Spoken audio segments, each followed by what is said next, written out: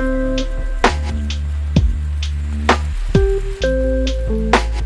parcours BEP Bac Pro Travaux du paysage sur le lycée horticole du Haillan à Bordeaux.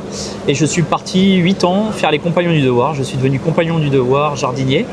Et en 2017, j'ai concouru pour le concours des meilleurs OE de France pendant 2 ans où j'ai obtenu le titre de meilleur OE de France. Okay. Donc aujourd'hui, j'ai monté avec mon épouse Amandine Bouguin le centre de formation, l'organisme de formation MAB Compétences qui forme les particuliers et les professionnels du paysage sur tous les modules du titre pro OE du paysage. Voilà, donc je suis présent sur votre stand pour mettre en avant les produits quand même que j'utilise dans mes formations et beaucoup ma formation terrasse bois dans l'Hérault. Pour exercer, je crois qu'il faut déjà être un bon passionné de son métier. Si on n'est pas passionné, à un moment donné, on n'est pas attiré par ce métier. Et puis après, faut être constant, faut chercher, se documenter, regarder ce qui se fait, les nouvelles nouveautés, comme venir ici vous voir. Mais faut créer, chaque jardin doit être différent quand on fait chez un particulier. Ouais. Donc avec vous innovez tous les ans, il y a des nouveaux produits. Donc c'est ça qui fait la richesse pour les paysagistes et les particuliers, c'est de jamais se reposer sur les choses les plus simples et de tenter les projets les plus fous. Ici, on est dans un monde où il y a beaucoup les réseaux sociaux. Ouais. Soyez curieux, lisez, regardez les magazines, allez voir les fournisseurs, allez vous documenter, allez toucher la matière, allez voir les produits. Faut pas avoir peur de dessiner. C'est sûr qu'on est happé par l'intelligence artificielle parce que ça nous fait gagner du temps. Mais je crois qu'il faut pas avoir peur de sortir son crayon, de faire son croquis, d'aller voir le commercial chez Vivre en Bois, de se dire est-ce que c'est faisable? Le commercial regarde les proportions, regarde les abacs et se dire oui, ce projet-là, tu peux le réaliser. Et puis d'essayer d'optimiser au meilleur des coûts. Ouais, donc vraiment se faire accompagner. Se faire accompagner. Mais que ça soit avec moi ou avec chaque commercial chez Vivre en Bois, le client n'est jamais tout seul. C'est ça qui fait la force de Vivre en Bois et des personnes qui accompagnent Vivre en Bois.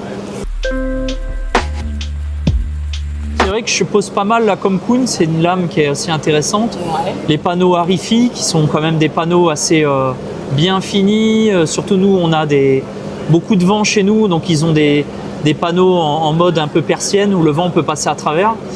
Et voilà, pas mal de produits. Ils ont lancé aussi une nouvelle ganivelle.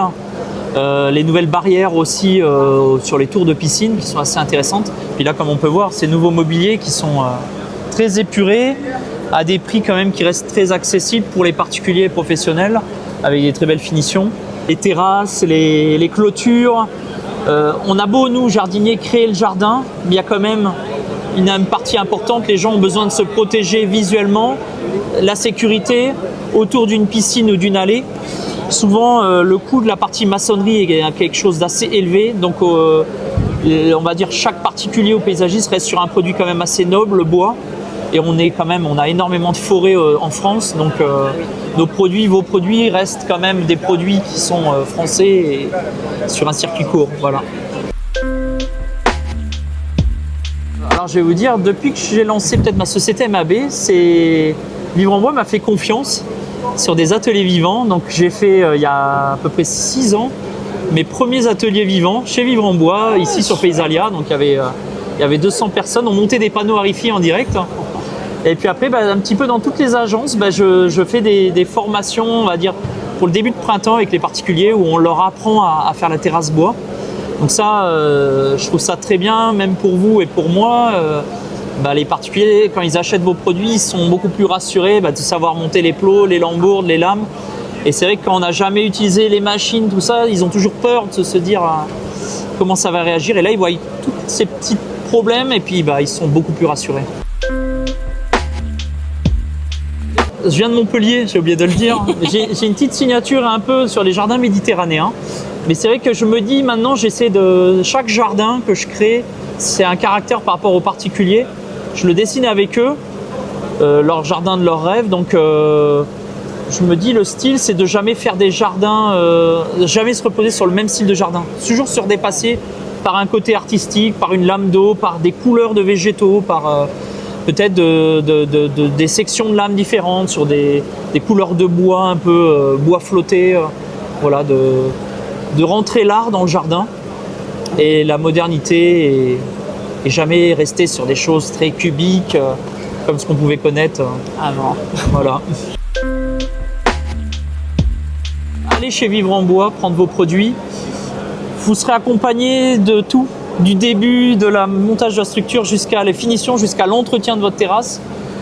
Là-dessus, vous êtes fort aussi parce que vous vous accompagnez jusqu'au bout. Vous avez les machines pour dégriser, vous avez les produits, vous avez les différents saturateurs. Et voilà, c'est important. Et en plus de quand on crée sa terrasse, vous orientez même sur le DTU qui est super important, que ce soit un particulier ou un professionnel. Aujourd'hui, avec tous les bureaux de contrôle, les évolutions, on arrive à avoir assez de recul sur le produit, comment il a réagi déjà au bout de 10 ans. Même si vous avez des soucis, il peut y en avoir, vous avez des très bons services après-vente. Voilà, et des gens extraordinaires. Super. Les ateliers vivants, c'est souvent les gens ont la peur au niveau des vis.